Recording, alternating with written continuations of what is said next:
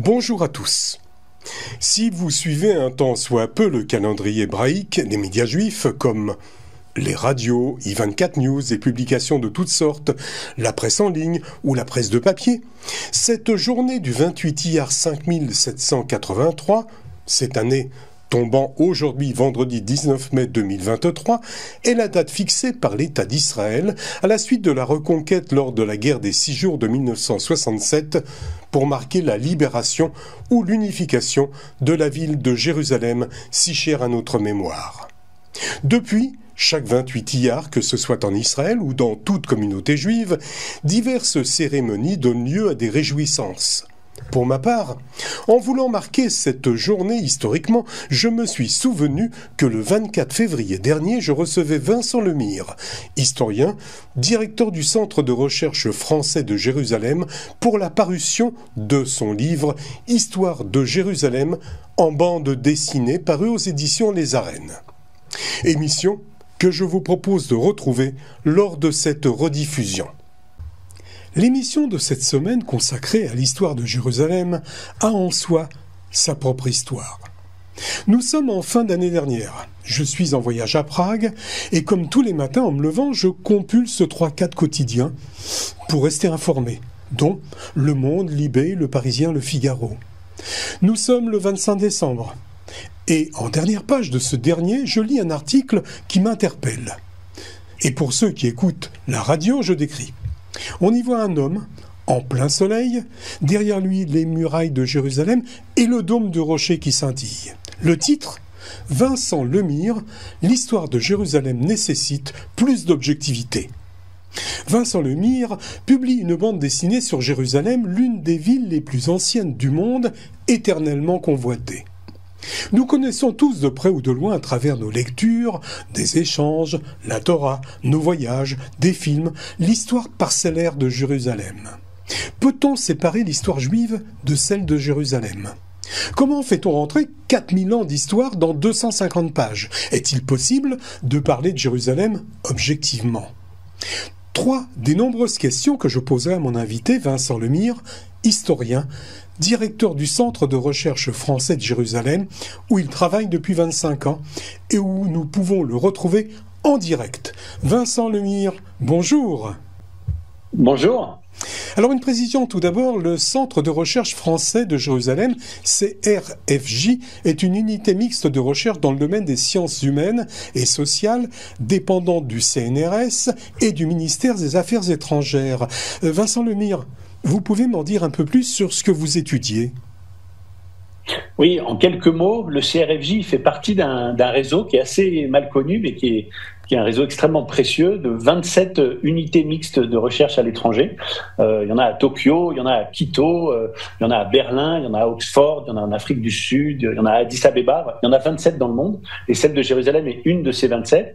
On est très fiers parce que c'est la plus ancienne. Elle date de 1952. Le CRFJ a été fondé en 1952 par Jean Perrot. Donc on a fêté nos 70 ans l'an dernier.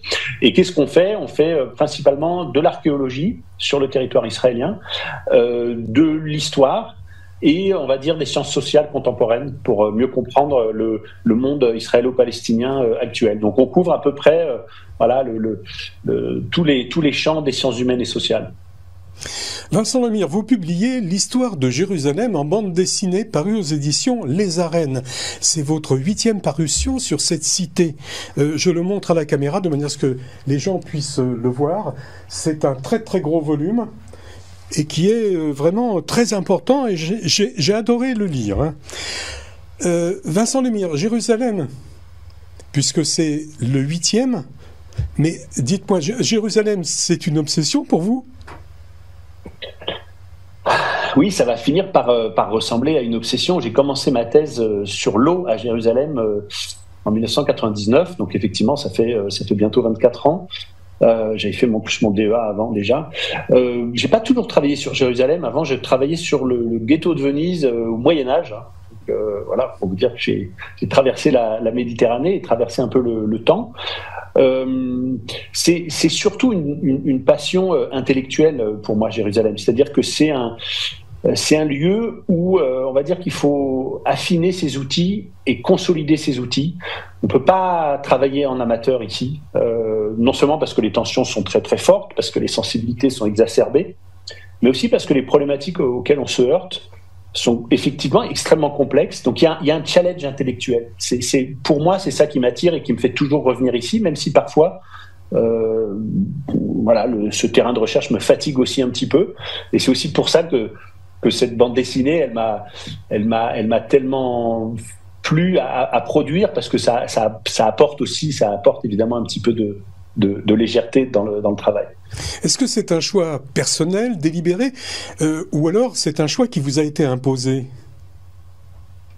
Alors imposé non, mais proposé. C'est vrai que c'était pas une idée de moi, c'est une idée de mon éditeur, Les Arènes, qui m'a dit il faut faire une histoire de Jérusalem en bande dessinée. Et de fait, je pense que les gens qui nous regardent sont en train de réfléchir, se disent mais est-ce que ça existait une histoire de Jérusalem en bande dessinée ? Non. Ni en français, ni dans aucune langue. On a plein de bibles en bande dessinée pour les petits, les moyens, les grands. On a plein d'éléments de l'histoire biblique, on va dire, en bande dessinée. On peut avoir des choses un peu plus ponctuelles sur les croisades, ou sur le conflit israélo-palestinien, ou des choses comme ça. Mais une histoire de Jérusalem en bande dessinée, ça n'existait pas. Et donc, évidemment, il y avait forcément une demande, un besoin. Le dernier livre sur Jérusalem en bande dessinée qui a eu un gros succès, c'est Chronique de Jérusalem de Guy Delisle, qui était sorti en 2012. Un livre qui a été très bien reçu parce que beaucoup de gens considéraient que c'était une photographie, un panorama de la ville actuelle, assez équilibré, assez honnête. Mais voilà, c'était une photographie d'aujourd'hui, quoi. Ce qui manquait, c'était tout l'historique. Et il était évident qu'il y avait un énorme défi à relever. Si ça n'existait pas, c'est bien que ça devait être assez compliqué à faire, ce dont je me suis rendu compte. Je pense que vous avez dû penser à l'éditer dans d'autres langues, automatiquement, en anglais, peut-être en espagnol, en italien. Alors oui, il y a plein de traductions qui sont en cours. On est également aussi en train de travailler à des traductions en hébreu et en arabe, qui vont évidemment prendre un petit peu plus de temps, parce qu'il va falloir retourner tout le sens de lecture. Hein. C'est pas seulement comme un manga, on dit c'est pas un problème d'ouvrir le livre entre guillemets à l'envers. Hein. Le problème, c'est que pour une bande dessinée, il faut que tout soit remis dans le bon sens. Et comme il y a de l'architecture, vous comprenez bien que quand il y a des vues, par exemple, du Mont des Oliviers, on peut pas se retrouver avec la mosquée Al-Aqsa au nord du Dôme du Rocher. Absolument. Donc il va falloir, pour l'hébreu et pour l'arabe, faire quelques interventions graphiques. Mais sinon, il y a aussi une traduction en coréen qui est en cours déjà, en espagnol, l'anglais également, évidemment. Oui, Jérusalem est une ville-monde, c'est une ville à vocation universelle, et donc cette bande dessinée intéresse potentiellement le monde entier. Il y a quand même 70% de l'humanité qui dépend de l'un ou l'autre des trois monothéismes. Alors Vincent Lemire, vous avez compilé 4000 ans d'histoire d'une ville 3 fois sainte dans 250 pages. Quelle est la différence fondamentale avec vos 7 parutions précédentes ? La grande différence, ce sont les personnages et les dialogues. Et c'est d'ailleurs ce qui explique que ça m'a pris tellement de temps. Moi, je me disais, vous l'avez dit, c'est mon 8e livre sur Jérusalem, une BD. Je me suis dit, ça va aller vite, et je vais avoir juste besoin de résumer ce que j'avais déjà dit. Et la seule difficulté, ça va être ça, de résumer. Mais en fait, pas du tout. Je me suis assez vite rendu compte que moi, je voulais pas faire un cours magistral illustré, hein, une sorte de conférence illustrée par des dessins. Je voulais vraiment une vraie bande dessinée avec des personnages et des dialogues. Et quand j'allais piocher dans mes livres précédents, et comme dans la plupart des livres d'histoire, il y a très peu de dialogues et assez peu de personnages. On a beaucoup d'analyses, ça peut être plus ou moins pertinent, mais on va dire que ça manque d'incarnation. Donc ce que j'ai dû aller chercher dans les sources, dans les archives, un petit peu partout, ce sont des personnages qui me permettent de raconter cette histoire. Et j'ai poussé le vice assez loin, puisque je crois que c'est la première fois dans l'histoire de la bande dessinée qu'on crée une bande dessinée aussi importante, 250 pages, où 95% des dialogues sont tirés des sources. C'est-à-dire que je n'ai pas inventé les dialogues, je les ai extraits d'une correspondance, d'une lettre, d'un journal de voyage, d'un roman. Voilà, tout ce qui est dialogué est tiré des sources. Oui, effectivement, on retrouve toute la bibliographie à la fin de l'ouvrage.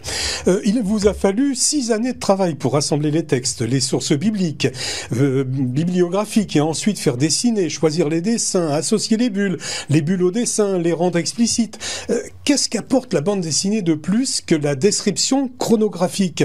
Vincent Lemire, vous pensez, par exemple comme au cinéma, que l'on peut dire ou sous-entendre davantage de choses et beaucoup plus rapidement avec simplement une image? Ah oui, je pense que quand on feuillette cette bande dessinée, on s'en rend compte. Et moi, le plaisir que j'avais quand je recevais les premières planches dessinées par Christophe Gauthier, le dessinateur, on s'organisait comme ça. C'est-à-dire, c'est moi qui faisais le scénario, qui écrit bulle 1, bulle 2, cartouche 1, cartouche 2, bande 3. Et je faisais également ce qu'on appelle le storyboard, c'est-à-dire sur une page, je dessinais un peu avec des bonhommes patates et des bâtiments très grossier, ce qui devait être présenté. Ça m'aidait à rentrer dans une écriture de type bande dessinée. Mais effectivement, quand Christophe Gauthier me renvoyait les premières planches, le fait de voir mes personnages habillés, parler, interagir, ajoute du sens. Ça, je sais pas comment dire. Ça concrétise les choses. Quand on voit Ben Yehuda qui arrive à Jérusalem en 1881, j'avais déjà lu les mémoires de Ben Yehuda et qui ressent un choc, d'une certaine manière une déception ou un effroi. Enfin, c'est des choses très très complexes qui se passent dans son esprit.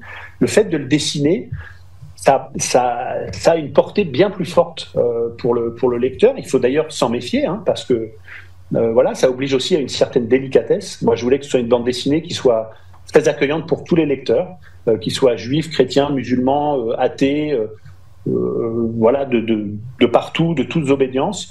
Et donc ça aussi, ça demande beaucoup de travail parce qu'il faut, dans la forme, être le plus délicat possible, sans être non plus tiède. Il faut aussi qu'il y ait quand même un petit peu d'humour, un petit peu de surprise par moment. Mais voilà, c'est un savant dosage. Vous avez pris le parti pris de prendre pour guide un olivier et de le faire voyager à travers les âges. Vincent Lemire, pour vous, l'olivier, c'est quoi? C'est l'arbre qui symbolise le plus la vie, la terre, le ciel, l'espace, le temps? L'homme peut-être? Alors, dans les 3 monothéismes, l'olivier, il est très très positivement connoté. C'est un arbre, on va dire, de paix et de prospérité. C'est pas un hasard d'ailleurs s'il porte le même nom en hébreu et en arabe, comme beaucoup d'autres arbres, Zaytoun, Zitoun. Donc c'est son nom. Olivier, Olivia. On sait que l'olivier est un arbre qui n'a pas de sexe, qui est un petit peu auto-reproductif. Il a énormément d'avantages, cet arbre. C'est qu'il est positivement connoté dans les 3 monothéismes, mais en même temps, il est ni juif, ni chrétien, ni musulman. Donc ça me permettait d'avoir un narrateur qui avait justement cette neutralité, cette objectivité dont vous avez parlé. Le deuxième avantage, c'est qu'il est réputé pouvoir vivre plusieurs millénaires. Théoriquement, il peut ne jamais mourir. C'est un arbre qui s'auto-régénère. Et puis évidemment, il a un point de vue merveilleux sur cette ville de Jérusalem parce qu'il est planté au sommet du mont des Oliviers, qui porte son nom. Et tous ceux qui ont été à Jérusalem, tous ceux qui nous écoutent, savent que du mont des Oliviers, on a une vue plongeante sur toute la ville. Et ça apporte autre chose, je pense, au lecteur. Parce que vous avez dit, c'est 250 pages. Bon, on a fait tout l'effort possible pour que ce soit le plus accessible. Voilà, c'est 10 chapitres de 25 pages. Mais bon, il y a quand même une forte densité d'informations. Il y a des conquérants, il y a des voyageurs, il y a des visiteurs, il y a des conflits, il y a beaucoup de choses. Et régulièrement, le lecteur se retrouve au pied, j'allais dire, de son arbre, parce que petit à petit, ils deviennent intimes, de son olivier, souvent le soir, et il regarde Jérusalem. Le fait de revenir souvent à ce point de vue, à ce point fixe, je pense que c'est assez réconfortant et j'allais dire sécurisant pour le lecteur qui est confronté à cette histoire. Alors tout au début de votre récit, vous posez des questions auxquelles vous ne donnez pas de réponse. Alors pourquoi une population s'est installée en cet endroit isolé, à 800 mètres d'altitude, au climat rude, dépourvu pratiquement d'eau, à l'écart des routes commerciales, à la géographie complexe et de plus, on le sait maintenant, situé sur la faille du Grand Rif, cette faille propice au tremblement de terre. D'ailleurs, à l'époque, on l'ignorait qu'il y aurait des tremblements de terre, et il y en a eu. Vincent Lemire, vos recherches archéologiques, vous ont-elles donné une explication à toutes ces questions que vous posiez? C'est une question que je pose, c'est une question que beaucoup d'historiens et d'archéologues se posent. Pourquoi Jérusalem est devenue ce berceau commun des trois monothéismes? Pourquoi c'est là qu'on a inventé le monothéisme? Pourquoi est-ce que David est parti à la conquête de Jérusalem? Pourquoi il n'est pas resté à Hébron, à côté du tombeau des patriarches? Enfin, il y a beaucoup de questions sans réponse. Alors, on sait que c'est une formule rabbinique bien connue, mais ce qui importe, c'est d'abord de bien poser la question avant d'avoir la réponse. Donc déjà, il faut déjà se dire, cette ville n'était pas forcément toute désignée pour avoir le destin qu'elle avait. Puis après, on peut faire autre chose, on peut dézoomer un petit peu et puis regarder un peu toutes les villes saintes de la région, et on se rend compte qu'en fait, elles ont toutes ce même positionnement un peu paradoxal. Hébron, Bethléem, Jérusalem, Naplouse, Sichem, toutes ces villes-là sont situées au sommet de la ligne de crête. Donc, c'est très impraticable, c'est difficile à atteindre, ça pose des problèmes d'eau. Pourquoi est-ce que toutes ces villes saintes sont au sommet d'une ligne de crête? Voilà. Alors, il y a sans doute effectivement une explication du côté de l'anthropologie religieuse. Au sommet d'une montagne, on est au point de contact entre le ciel et la terre. C'est ce qui a souvent été dit pour Jérusalem. Moi, j'ajoute autre chose, c'est que je regarde cette même ligne de crête et je constate que à l'ouest de cette ligne de crête, il y a la plaine, il y a la Méditerranée, il y a les pèlerins, il y a le grand commerce occidental. Et puis à l'est de cette ligne de crête, il y a le Jourdain, la mer Morte et le désert. Et on sait bien que dans tous les monothéismes, les prophètes viennent toujours du désert. Et les prophéties arrivent toujours du désert.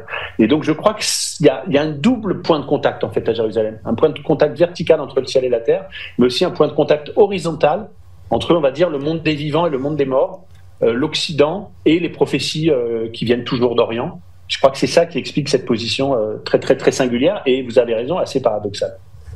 Jérusalem est une ville au départ, on l'a dit, sans atout, qui néanmoins se développe, prospère, prend pendant un certain temps. Une ville de nombreuses fois envahie, pillée, démolie, dont les habitants ont été grévés de taxes, spoliés, tués, assassinés, dispersés sur tous les rivages de la Méditerranée, et qui s'est toujours relevée et demeure jusqu'à nos jours le centre du monde. Il n'y a pas un paradoxe à tout ça ? Mais si, il y a un plus, oui, il y a un paradoxe quasiment vertigineux. Comment cette toute petite bourgade perchée au sommet d'une montagne, maintes et maintes fois détruite, est devenue et est restée le nombril du monde pendant ces milliers d'années. Mais je crois que c'est quand même dans cette ville qu'a été inventé le monothéisme, inventé et réinventé d'une certaine manière, avec des déclinaisons riches et multiples, dont les christianismes, les islams, qui sont aussi nés à Jérusalem, qui sont aussi nés autour de cette pierre de fondation qui est ce fameux rocher d'Abraham, Ibrahim en arabe, qui se trouve aujourd'hui sous le dôme du rocher. Cette pierre de fondation, elle est absolument centrale dans toutes les traditions monothéistes. En fait, c'est le lieu de la première alliance entre le père de tous les hommes, Abraham, et le Dieu monothéiste. Le père de tous les hommes qui va jusqu'à accepter de sacrifier son propre fils en signe de confiance envers son Dieu unique. Cette tradition d'Abraham, Ibrahim, elle est vraiment commune aux trois monothéistes. Elle se situe, elle se localise très précisément au sommet de l'esplanade des mosquées Mont du Temple. Et je crois que cette centralité, ce pivot, a été suffisant pour que Jérusalem se relève en permanence depuis des milliers d'années, et quelles que soient, j'allais dire, les souverainetés et les grandes religions qui ont été souveraines sur place. Mon invité aujourd'hui, Vincent Lemire, directeur du Centre de recherche français de Jérusalem. Je le reçois pour la bande dessinée Histoire de Jérusalem, parue aux éditions Les Arènes. On le voit en lisant votre livre, à chaque époque, en parallèle avec l'histoire des hommes, que le sang a été versé pour Jérusalem.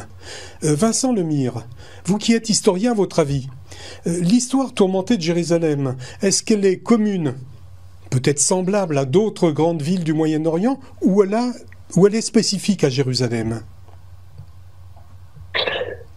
Écoutez, j'ai envie de répondre les deux, mon général, parce qu'elle est à la fois commune à cette région, parce qu'on sait que Jérusalem, c'est un élément du Levant Sud, de la Terre Sainte, et on sait qu'il y a d'autres villes qui ont été disputées. On sait que cette région en général, est particulièrement disputée.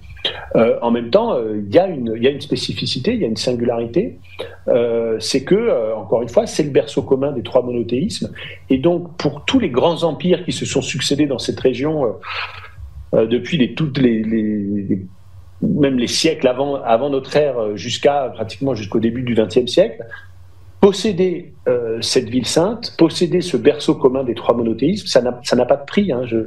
J'avais une formule, c'est comme un joyau sur une couronne impériale. On voit bien qu'on a pu parfois abandonner, je ne sais pas, par exemple Saint-Jean d'Acre aux croisés, pourvu qu'on tienne Jérusalem. Voilà, ou Jéricho ou d'autres. Jérusalem, c'est tout à fait particulier. On le voit encore aujourd'hui. Hein, on voit qu'il y a des violences qui se déploient ici, qui sont qui dépassent d'une certaine manière, qui dépassent l'entendement, ou en tout cas qui dépassent la simple logique géopolitique qu'on peut voir même un petit peu autour dans la région, parce que la force symbolique de l'histoire de cette ville, et c'est ce qu'on comprend avec cette bande dessinée, est absolument indépassable. Vincent Lemire, vous mettez souvent, et vous l'avez dit, vous mettez l'accent sur un problème récurrent, c'est-à-dire l'eau. C'est impossible d'avoir de l'eau à Jérusalem ? Il n'y a pas de source ? Alors, moi j'ai passé effectivement 8 ans de ma vie à faire une thèse sur l'eau à Jérusalem, qui s'appelait La soif de Jérusalem. Donc c'est vrai que c'est un sujet qui m'intéresse beaucoup. C'est aussi pour ça que dans cette bande dessinée, on en parle pas mal. Ça permet aussi d'avoir une vision un peu plus concrète de la vie des habitants de Jérusalem. Je voulais pas faire une histoire de Jérusalem désincarnée. Les gens qui connaissent Jérusalem savent que, par exemple, en ce moment, il fait très froid, il va peut-être dans les jours qui viennent neiger, qu'on est à 800 mètres. Bon, on l'a dit tout à l'heure, c'est au sommet d'une ligne de crête. N'importe quelle ville installée au sommet d'une ligne de crête a des problèmes d'approvisionnement en eau. Parce que jusqu'aux années 1950, on ne savait pas transporter l'eau autrement que par gravité, c'est-à-dire d'un point haut à un point bas. Alors une ville qui est située à un sommet, c'est un problème. Il y a une seule petite source qu'on connaît, qui est la source du Gihon, qui est en contrebas de la vieille ville de Jérusalem, entre la vieille ville et le mont des Oliviers, mais c'est une source qui est évidemment tout à fait insuffisante pour les besoins en eau de la ville. Par contre, il y a une pluviométrie qui est importante, aussi justement parce qu'on est pour le coup sur cette ligne de crête, c'est un petit peu le mont Égual de la région. Et donc on crée des bassins. On sait qu'à Jérusalem, on crée des bassins. À Jérusalem, il pleut beaucoup. Je le dis toujours à mes auditeurs et j'espère que tout le monde est assis en nous regardant, mais il pleut tous les ans à Jérusalem à peu près autant en quantité qu'à Paris ou à Londres. Ça paraît incroyable, mais à peu près, quasiment, on est quasiment à 400 mm par an, et à Londres ou à Paris, on est à 500 mm. C'est tout à fait comparable. La seule différence, c'est que ça tombe sur 5 mois de l'année, 5-6 mois de l'année, et en quelques épisodes très très violents. Et en plus, on est donc sur cette fameuse ligne de crête. Donc l'enjeu, c'est pas tant la pluviométrie, il pleut relativement abondamment, c'est d'arriver à capter cette eau et à la stocker. Donc, comme vous l'avez dit, tous ces bassins et ces citernes souterraines, des milliers de citernes qu'on voit dans la bande dessinée et qui scandent aussi l'histoire de la vie. Depuis sa fondation, si petite soit-elle, il y a toujours eu une présence juive à Jérusalem. À votre avis, est-ce qu'on peut séparer l'histoire juive de celle de Jérusalem ? Alors, là aussi, il faudrait avoir une réponse balancée, nuancée. C'est pas pour faire une réponse de Normand, mais il faut aussi insister sur le fait que une bonne partie de l'histoire juive et même de l'identité juive s'est écrite en dehors de Jérusalem, et même à l'occasion des exils. On le sait, je ne suis pas du tout le premier à le dire, mais on sait combien l'exil à Babylone a été fondamental pour transformer, on va Exactement. dire, pour passer faire que les Judéens inventent le judaïsme, la fixation des textes, etc. On sait combien toutes les expériences d'exil sont importantes. On sait aussi combien la destruction du premier temple puis du second temple ont été des expériences fondatrices, que le judaïsme sans le temple, c'est très important, le judaïsme des rabbins, tout ça. Ayant dit ça, il faut effectivement aussi rappeler, et c'est ce qui est présent dans cette bande dessinée, que les communautés juives ont toujours été présentes à Jérusalem, à de très rares exceptions près. Les rares exceptions, on le sait, c'est en particulier à la période des croisades. Il faut le rappeler, parce que ça peut être utile à rappeler en 2023. C'est pas pour repeindre tout en rose, mais de rappeler que les seuls moments où les Juifs ont véritablement été exclus de Jérusalem, c'est des moments où il y avait une souveraineté chrétienne sur la ville. Et au contraire, au moment des reconquêtes musulmanes, c'est le cas en particulier pour Saladin, il faisait revenir les communautés juives, aussi pour repeupler, pour relancer le commerce, etc. Donc oui, il y a une forme de continuité. Il y a évidemment une centralité de Jérusalem dans la culture juive. Cette centralité, elle a des on pourrait dire des hauts et des bas. Aujourd'hui, on est plutôt sur un haut en 2023, mais cette bande dessinée, elle va aussi, je pense, révéler à ceux qui nous regardent, voilà, qu'il y a plusieurs façons pour les judaïsmes de se tourner vers Jérusalem, de même qu'il y a plusieurs façons pour les musulmans de se tourner vers Jérusalem. C'est pas statique, c'est pas troisième lieu saint ou ci ou ça. Ça évolue. Et les orthodoxies elles-mêmes évoluent très très paradoxalement, mais elles ne sont pas complètement figées. Si la cité était un lieu de pèlerinage pour les Juifs à l'origine, au fil des temps, elle l'est devenue également pour les chrétiens, pour les musulmans, et porte à même le statut de ville sainte universelle. Vincent Lemire, entre les exactions, vous soulignez qu'il y a eu de nombreuses périodes où les communautés cohabitaient harmonieusement. Vous avez parlé de Saladin tout à l'heure, mais il y en a eu bien d'autres. Alors, en fait, on peut même, je pense que les lecteurs de cette bande dessinée, en refermant ce livre, vont se dire, mais il y a eu plus de moments de coexistence que de moments d'affrontement. Et en fait, c'est assez logique. Aujourd'hui, quand ceux qui nous regardent entendent parler de Jérusalem, c'est quand ça se passe mal, quand il y a un attentat ou des affrontements ou des violences. Et sur le plan historique, c'est un petit peu pareil. Si vous essayez si vous avez une petite culture comme ça, Jérusalem, vous voyez destruction du second temple par Titus, vous voyez les croisés, vous voyez la conquête perse, vous voyez, je sais pas, les émeutes de 1929, vous pensez comme ça à des grands moments d'affrontement. C'est normal, quand il ne se passe rien, on en parle moins. Mais quand il ne se passe rien, c'est que ça se passe pas si mal. Alors comment on fait, c'est toujours pareil, comment on fait l'histoire des trains qui arrivent à l'heure. C'est moins facile à raconter. Il faut aller chercher des sources un petit peu plus profondes. Il faut trouver des personnages un petit peu moins tonitruants. Il faut valoriser aussi les personnages féminins parce que la moitié des habitants de Jérusalem sont des femmes et ça a toujours été le cas. Et il faut éviter aussi de raconter cette histoire que par le truchement, on va dire, des hommes, c'est-à-dire qu'ils soient religieux ou conquérants, pour le faire très court. Donc oui, effectivement, j'ai voulu aussi rendre justice à ces périodes on pourrait dire, de faux plats ou d'entretemps, où d'une conquête à l'autre, finalement, la coexistence s'organise. Ça ne veut pas dire que les gens s'adorent, ça ne veut pas dire qu'ils se prennent dans les bras, qu'ils se marient entre eux, etc. Ça veut dire qu'ils coexistent les uns et les autres. Ceux qui vont à la mosquée le vendredi, ceux qui vont à la synagogue le samedi et ceux qui vont à l'église le dimanche. Vincent Lemire, depuis plus de 2000 ans sur cette région, il y a eu invasion, guerre, destruction, pillage, reconstruction, déplacement et ainsi de suite pendant des décennies, des siècles même. Quelle est la part de l'histoire, de la mythologie, de la légende dans l'emplacement des lieux sacrés des trois religions ? Alors ça, c'est une très très bonne question et je pense qu'effectivement une bonne partie de cette bande dessinée est consacrée à ce sujet-là. La grande difficulté, quand on écrit une histoire de Jérusalem, c'est de prendre en charge à la fois l'histoire, la science, le factuel, et la mémoire. Et la mémoire, ça peut être aussi de la mythologie, ça peut être aussi de la légende. Pourquoi est-ce qu'il faut faire de la place aux mythes et aux légendes à Jérusalem ? Parce que ces mythes et ces légendes ont fabriqué de l'histoire bien concrète. On ne peut pas séparer les deux. Si les croisés envahissent Jérusalem et la transforment très très concrètement, c'est bien parce qu'ils sont habités par une mémoire chrétienne. Si aujourd'hui vous avez des juifs sionistes religieux qui vont sur l'esplanade du temple, c'est aussi parce qu'ils sont habités par cette mémoire du temple, du premier temple et du second temple. Donc on est obligé en fait de faire une place à ces deux aspects du passé, on va dire, histoire et mémoire, tout en rappelant qu'évidemment la plupart de ces lieux saints, ils sont souvent inventés assez tardivement. Les récits qui sont localisés sur ces lieux sont variables. L'empreinte de pied, on a toujours vu une empreinte de pied sur le rocher d'Abraham. Cette empreinte de pied, ça a été une fois Jésus, parfois c'est Mahomet, parfois c'est...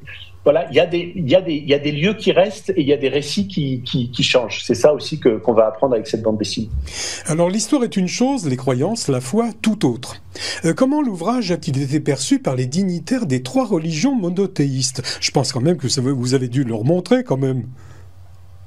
Ah oui, bien sûr. Alors ça, écoutez, franchement, c'est ce qui, évidemment, nous fait le plus plaisir. Le livre est sorti il y a 3 mois maintenant, quasiment, hein, donc on a un certain recul. Et ce qui nous fait le plus plaisir, c'est de voir sa réception très large dans toutes les communautés religieuses. On le voit, y compris dans la couverture médiatique. Hein, on a énormément d'articles dans la presse communautaire juive, dans les radios et télévisions communautaires juives, y compris franco-israéliennes ici. On a une très très bonne réception dans les médias communautaires musulmans. Je pense à la Fondation Lumière d'Islam, à la Fondation pour l'Islam de France, à Safir News. Enfin, on a eu beaucoup d'articles, oui, dans des médias communautaires musulmans, et puis également dans des médias communautaires chrétiens, La Croix, Terre Sainte Magazine, et beaucoup d'autres, La Vie. Donc ça, évidemment, pour nous, c'est au-delà du succès quantitatif de cette bande dessinée, du fait qu'elle se vend très bien et qu'elle est en train d'être traduite dans plusieurs langues. J'allais dire, il y a un succès qualitatif. C'est-à-dire le fait qu'elle soit reçue et bien reçue dans des milieux différents, par des lecteurs différents, par des gens qui sont croyants, qui ne sont pas croyants, encore une fois, par des juifs ou des musulmans ou des chrétiens, ça nous rend d'une certaine manière assez optimistes. Ça veut dire qu'avec beaucoup de travail et beaucoup de délicatesse et beaucoup de rigueur et de prudence aussi, hein, bien sûr, il faut être prudent, on peut arriver à créer ce qu'on appellerait aujourd'hui un récit inclusif, c'est-à-dire un récit. Ça ne veut pas dire que tout le monde est d'accord avec tout, mais ça veut dire que tout le monde s'y retrouve d'une certaine manière. Tout le monde se sent accueilli à l'intérieur de ce récit, tout le monde apprend des choses sur l'autre. Et ça, je crois que voilà, ça donne, oui, d'une certaine manière, ça donne de l'espoir. 6 ans de travail, vraiment, ça se sent. Question personnelle, Vincent Lemire. Sans verser vers la politique, est-ce qu'on peut rester neutre quand on parle de Jérusalem? Autre question aussi. Est-ce qu'on peut conserver son objectivité quand on vit depuis 25 ans à Jérusalem? Alors, j'allais dire, grâce à Dieu, je ne vis pas en permanence à Jérusalem. Hein. Je fais des allers-retours fréquents en France, qui est mon camp de base. J'y passe parfois plusieurs années, puis je reviens. Ce que je veux dire par là, c'est que j'ai des respirations. Et c'est important, parce que Jérusalem est une ville... Voilà, c'est une ville très très intense, hein, électrique, où on pourrait perdre effectivement de sa lucidité, peut-être aussi de son acuité ou de son sang-froid si on y passait trop de temps. Donc moi, je fais très attention à faire ces allers-retours. Et puis la deuxième chose, bon, je suis historien, je suis agrégé d'histoire, si vous voulez, c'est toute une méthodologie. C'est comme je sais pas, je vais prendre une image qui peut paraître peut-être un peu excessive, mais c'est comme si vous demandiez à un chirurgien c'est difficile de pas trembler quand vous opérez quelqu'un. Alors oui, c'est difficile de pas trembler, mais en fait la question se pose pas en fait.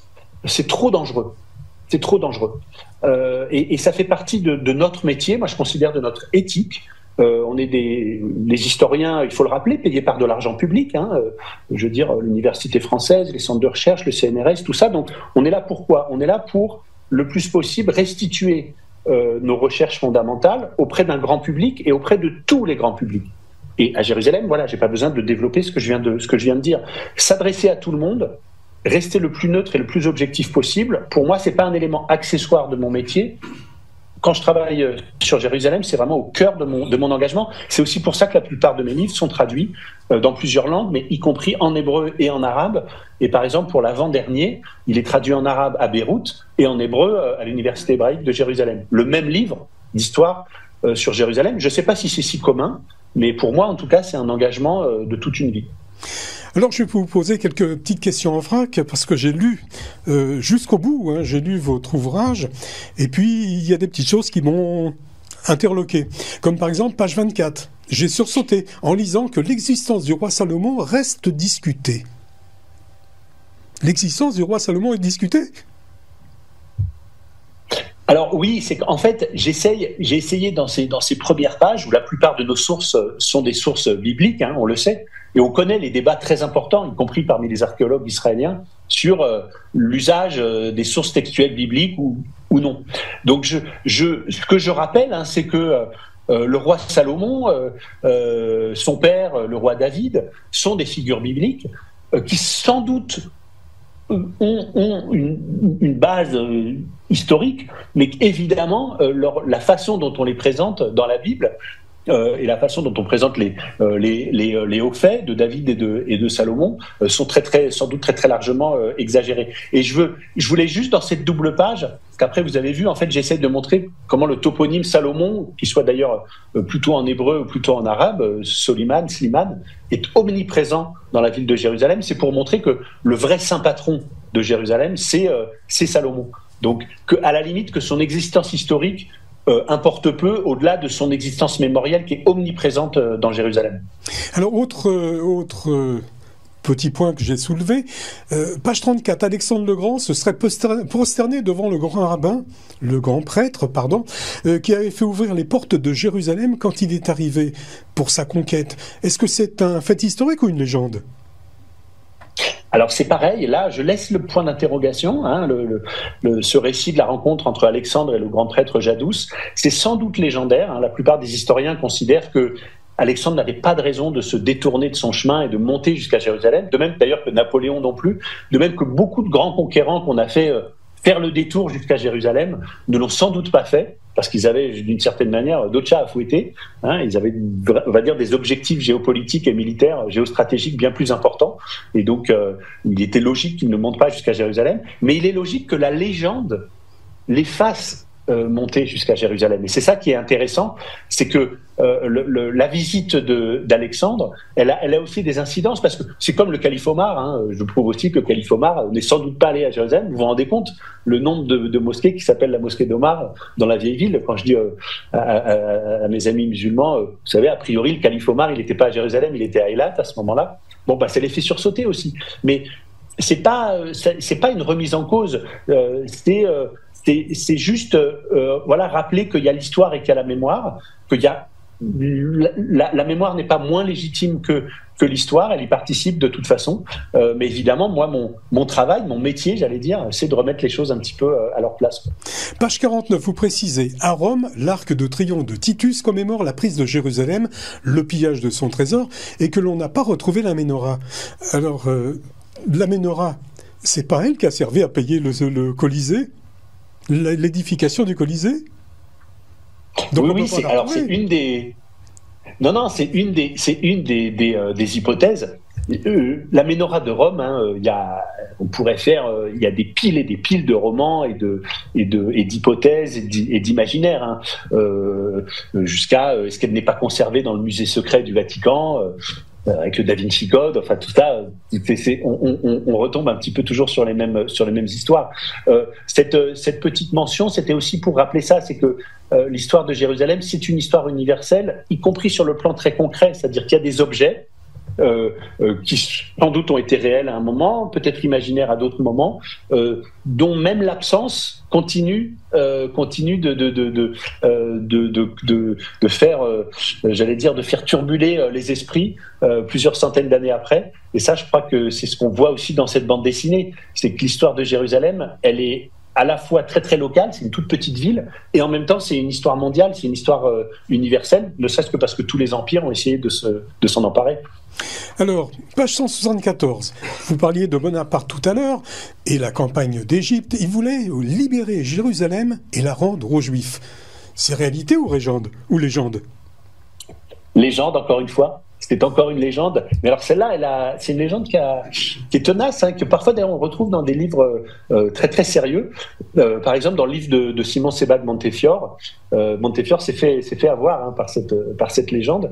Il y a toute une série d'historiens extrêmement calés qui ont travaillé pendant des mois et des mois pour démontrer que c'était un faux au départ. C'est ce qu'on appelle une fausse nouvelle, une fake news. Mais une fake news, ça peut être imprimé. Et à partir c'est pas parce que c'est imprimé, même dans une gazette française, que c'est forcément vrai. Et on peut même imaginer qu'à cette époque, il était peut-être presque plus facile de fabriquer des fake news qu'aujourd'hui. On est toujours très très inquiet aujourd'hui, mais bon. Donc non, c'est encore une légende, mais encore une légende très signifiante. Bonaparte, à l'époque, pendant cette campagne en Orient, doit faire savoir à l'opinion publique française et occidentale qu'il est passé par Jérusalem, parce que c'est ça évidemment qui va. Alors qu'il n'y est jamais passé. Déterminer. Il n'y est jamais passé. Il est resté dans la plaine littorale à s'occuper de ces pauvres soldats qui souffraient de la peste. Page 205, vous soutenez que Théodore Herzl voyait un sionisme se développer en Palestine avec, et je vous cite, une entente fraternelle symbole d'une paix universelle, mais bien sûr sous tutelle ottomane. Il n'y a pas une contradiction là ? Mais oui, mais c'est aussi pour rappeler, c'est l'avantage de l'histoire, en fait, du récit historique, c'est de rappeler qu'il y a une complexité, qu'il y a une richesse en fait dans tous les phénomènes, et que même ce qu'on appelle aujourd'hui le sionisme, c'est complexe, que même dans la tête d'Herzl, c'était compliqué, qu'il y avait plusieurs options. Alors on les connaît, hein, le projet ougandais, mais le rapport par exemple du sionisme à Jérusalem est extrêmement ambigu. Hein, et alors, le rapport de Herzl à Jérusalem n'est pas ambigu du tout. Hein. Il déteste Jérusalem, ça c'est absolument certain.